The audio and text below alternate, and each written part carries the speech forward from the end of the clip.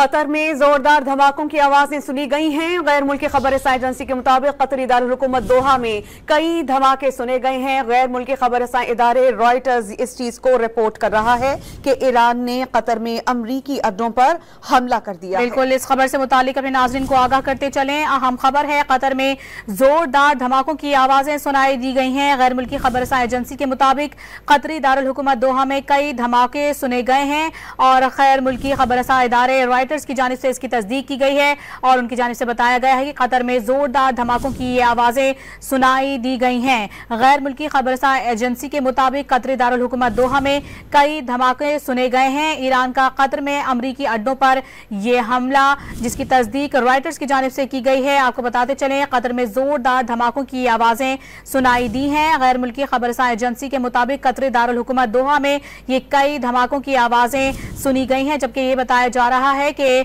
Iran का Qatar में अमरीकी अड्डों पर यह हमला किया गया है ईरान की जानिब से। और ये ताज़ा तरीन अपडेट है जो कि हम अपने नाज़रीन तक पहुंचा रहे हैं। अपने नाज़रीन को बताते चलें, रॉयटर्स के मुताबिक ईरान ने कतर में अमरीकी अड्डों को निशाना बनाया है, अमरीकी अड्डों पर हमला किया गया है। कतर में जोरदार धमाकों की ये आवाजें सुनाई दी गई हैं। वाज़ेह रहे कि ये कहा गया था ईरान की जानिब से कि जवाबी हमले जरूर किए जाएंगे और उस हवाले से ये ताज़ा तरीन इत्तलात जो हम तक मौसूल हुई हैं, ईरान ने 6 मिसाइल कतर में अमरीकी फौजी अड्डे पर दागे हैं। इसराइली हुक्काम इस बात की तस्दीक भी कर रहा है।